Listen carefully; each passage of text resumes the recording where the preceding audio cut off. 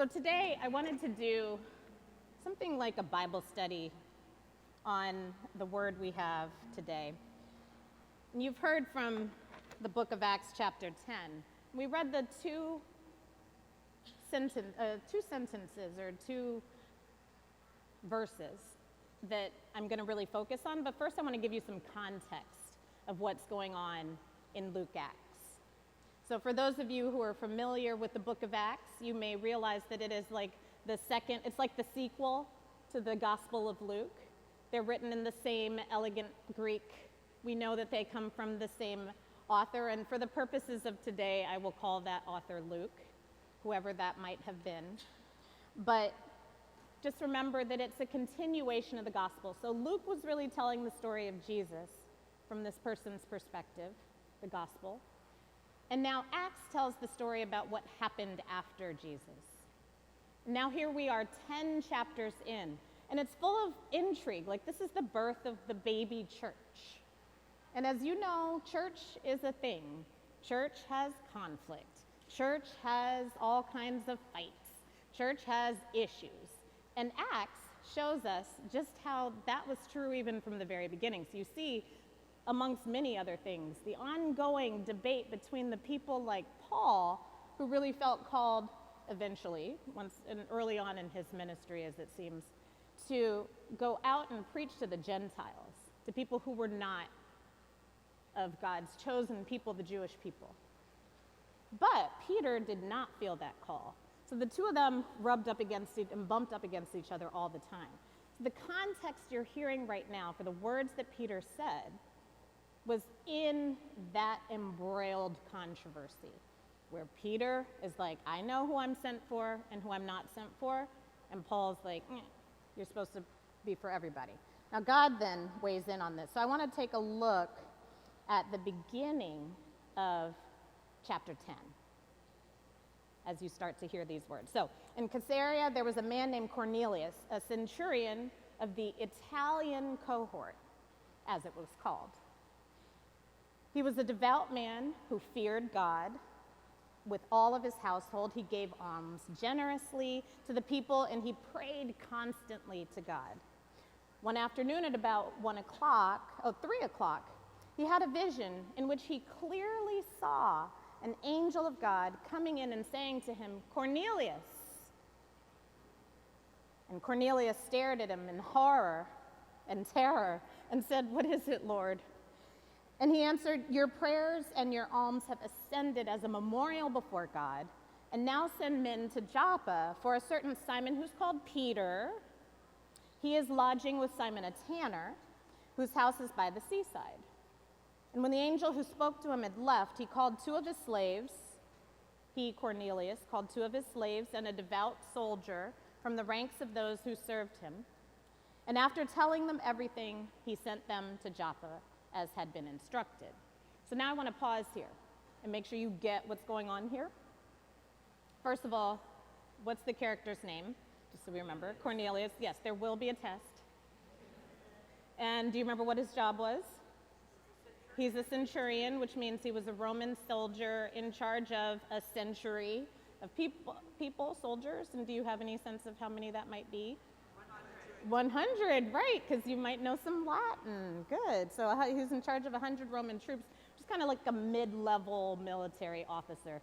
Still quite powerful, right, in those times. So he's an occupying force coming from, do you remember? Where? Italy, yeah. Yes, coming from Italy. So he's a foreigner in this land, but he's also, a colonizer in the land. There's a definite power dynamic there.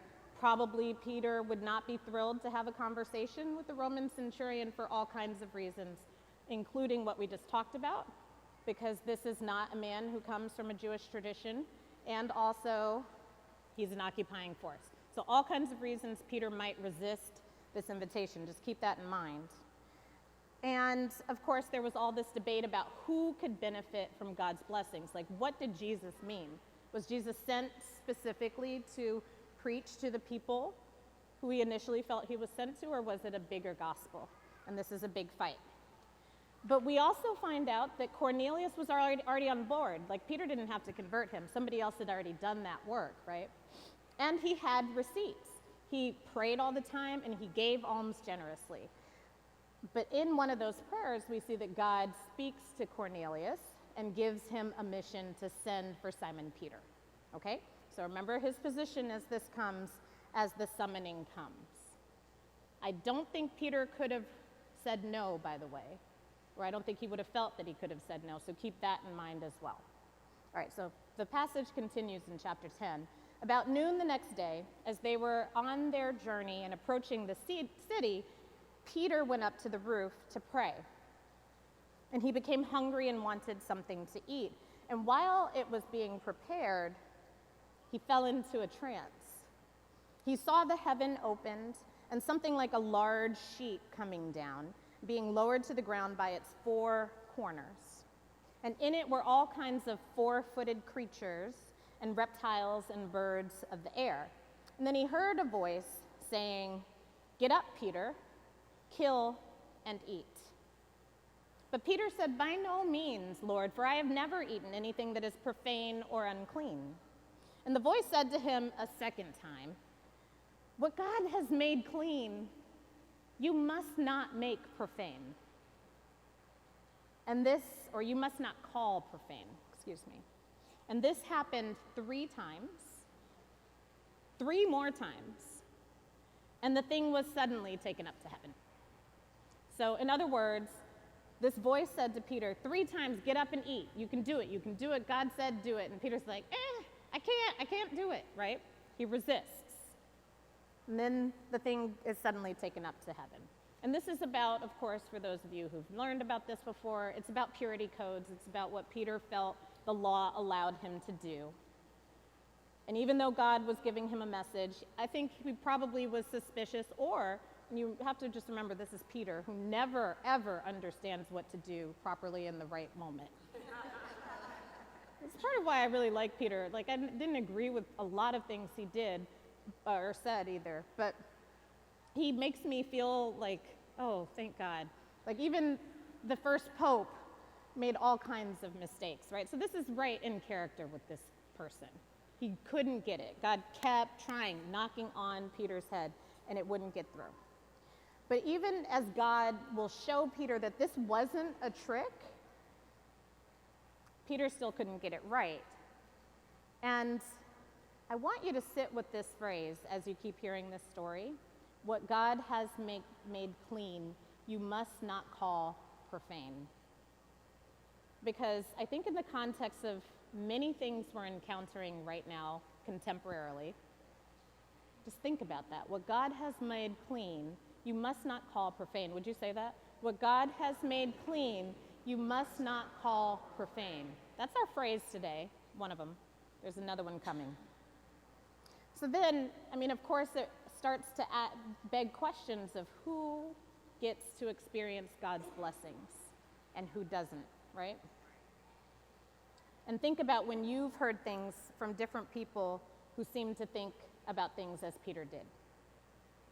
Now I will finish out this passage, I think. Now, while Peter was greatly puzzled about what to make of the vision he had seen, suddenly the men sent by Cornelius appeared. So while Peter was still puzzling over all this, the men sent by Cornelius appeared, and they were asking for Simon's house and were standing by the gate. And they called out to ask whether Simon, who was called Peter, was staying there. And while Peter was still thinking about the vision, the Spirit said to him, look, 3 men are looking for you. Now get up, go down, and go with them without hesitation, for I have sent them. So Peter went down to the men and said, I am the one you were looking for. What is the reason you're coming? And they answered, Cornelius, a centurion, an upright and God-fearing man who is well spoken of by the whole Jewish nation, was directed by a holy angel to send for you to come to his house and to hear what you have to say. So Peter invited them in and gave them lodging. So as we can see, Peter still wasn't getting what was going on. He was still puzzled. And the voice spoke to Peter twice And he was still thinking about the vision when the visitors were at the door. And then the Spirit spoke again, and Spirit didn't want Peter to miss God's messengers at the gate. And I find that profound, honestly. Because how many times is God trying to give us a message that will not get through? And God's persistence in this moment is very inspiring to me, and I will come back to this as we get into wrapping this up. But I want to focus on the so in this story, the way that the text uses the word so. Like, so Peter went down, and so Peter gave them lodging. And notice that so implies that it wouldn't have happened if there weren't God's intervention, if that messenger, if that voice, if that Holy Spirit hadn't said, do this in a very clear way, Peter wouldn't have done it. And it seems as if, and what's so fascinating to me is that God tried a bunch of different strategies. First, the weird vision with the sheep. Maybe that was a little too esoteric. So then maybe it was just like a little instruction with the sheep. That still didn't work. It had to be specific. Finally, the Spirit's like, come on now, Peter, just go to the door. That's all you have to do. And Peter did, okay? What else did I want to say about this? But, oh yeah, I just said, look at how hard God worked to get a message through. That is profound. So the next day, this is, I think, yes, almost the conclusion of this. The next day he got up and he went with them, and some of the believers from Joppa accompanied him. And the following day they came to Caesarea, and Cornelius was expecting them and had called together his relatives and his close friends. On Peter's arrival, Cornelius met him and, falling at his feet, worshiped him. But Peter made him get up, saying, "Stand up, I am only mortal." And as he talked with him, he went in and found that many had assembled, and he said to them, and just notice his words here, "You yourselves know that it is unlawful for a Jew to associate with or to visit a Gentile, but God has shown me that I should not call anyone profane or unclean." So maybe that wasn't the friendliest opening. But you should know that that was a big deal for Peter. Like, he's walking into a space that he had assumed, and I don't know how many times he ever did something like this, that he had assumed he could not do. He had structured his entire life around never doing that. So it's a big deal for him. And I think it's another important point to pause, because my Jewish colleagues and friends have been eager to make sure that people like me are very careful to make sure that we don't walk out of this space feeling as if the polemics that are reflected in the biblical situation in the 1st century AD are supposed to dictate what kinds of relationships Jewish people and non-Jewish people are supposed to have. This was a very different time. So nobody gets to walk out of here feeling like Jews are our enemies. Jews are our friends and the root of our faith. Clear? Okay, we're good. Finally, Peter continued, "So when I was sent for, I came without objection. Now, may I ask why you sent for me?" And then Cornelius explains to him that God had given him a vision to invite Peter, and not just the idea, but a means for finding him. And Cornelius concludes by saying, "So now all of us are here in the presence of God to listen to all that the Lord has commanded you to say." He's ready. He's ready to hear. And Peter began to speak to them truly. "I truly understand that God shows no partiality, but in every nation, anyone who fears God and does what is right is acceptable to God. You know the message he sent to the people of Israel, preaching peace by Jesus Christ. He is Lord of all." Few phrases to remember from this. Jesus is Lord of all. Can we say that? Jesus is Lord of all. God shows no partiality. But in every nation, anyone who fears God and does what is right, that person is acceptable to God.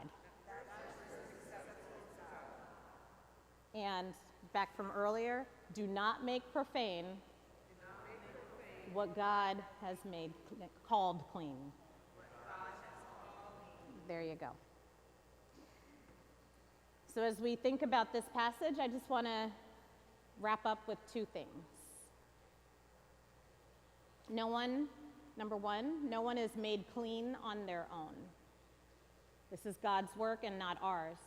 And so even if we want to be made clean, which is a wonderful impulse and it is an important part of the Christian faith, is why we have to listen to the baptismal font as we stand here to remind us of the power of God's cleansing waters, the power of baptism, the power of dying to the old and being reborn to the new. That is not our work. That is all God's work. Peter wasn't clean because of the choices he had made, according to Christian theology. Peter was clean because God made him clean, which meant that God could do that with everyone, which means that that can extend to all nations, okay? This is an important setup for where I'm about to go. Number two, God shows no partiality. And today I'm really overwhelmed by what that might mean, because God gave me a word this week. Some of you who were in church last week know where I was this week, which was back at the border. And as I spent some time with my friends at Al Otro Lado, an incredible organization there that receives people in the morning who are seeking to cross the border legally, and they offer them legal representation to do so, particularly for asylum seekers. They have clinic in the morning, and then in the afternoon, they have received the people who've been sent back, who've passed their credible fear interview and have entered into the asylum process, but now because of our unjust application of immigration policy, we send people back to Mexico where they become vulnerable to all the things that happen in the most dangerous cities of the world, including Tijuana. And in morning clinic, a person happened to come in and shared that they were working. They had found some employment in Tijuana, which is a blessing, and some housing. But the cartels had also figured out this truth. And so they would come to this person's house at the end of their workday and take them and take them to a hotel and force them to work throughout the evening. And so this person, and I won't, we have mixed ages in the room. You might imagine what that was. And this person didn't even realize that that wasn't to be expected. That wasn't just the norm of how things are supposed to work. That wasn't the reason they were in clinic. They were just there to continue to get support for their asylum case. And this is the reality at the border. And as I just had a chance to sit and talk and pray with a few people. And every story seems to reflect something that is pretty horrific. And as my prayers continued throughout the day, I was having a hard time saying my positive prayers because I was getting angrier and angrier at God. Why would I have all the blessings? What right do I have to sit and pray with someone who is going through how difficult, these deadly situations? Why do we in America have at least some sense of a safety net for the most part, whereas these folks are being left to die? Why us and not them? Why do I get all the blessings? It's as if, we get to sit here in the United States as a royal family, and the people who can't make it are just left to be tread on by the royals. And as I continued in my prayers, and I had picked this passage long before, God gave me this. God blesses people from every nation. From every nation. God is Lord of all, not just of some or of the royalty. And this subversive message of the gospel and what God keeps trying to knock on our heads to get through, and this is what justice means, is that if the blessing is from God, it is a blessing for everyone. If everyone doesn't have it, that's the matter for justice. And for every person who calls themselves a follower of Jesus or a descendant of the work of the apostles, they need to know. And I wish I could ask God what God is saying to Governor Abbott in Texas, who said that Texas will not accept a single refugee. Texas took the most refugees last year, 28,000, I think 1,000 or 100, I don't remember which one. It was 28 something. And now the place that has taken the most refugees has said they won't take a single one. I know some of y'all are Texans. Go talk to them. But here's what my faith teaches me. Just as God keeps knocking on my head to see the message, God is trying to get through to them too. And maybe the sheet vision didn't work. And maybe God is still sending these voices. And maybe that voice needs to be us. Maybe we know somebody's cousin who can get through in a way we didn't. But justice is making it so that the blessings that some have become the blessings of all. And I know we talked about 2020 goals, but may our own specific place in making that happen be a clear vision to us. And if it hasn't quite made sense now, ask God that question and be inspired. In Jesus' name, amen.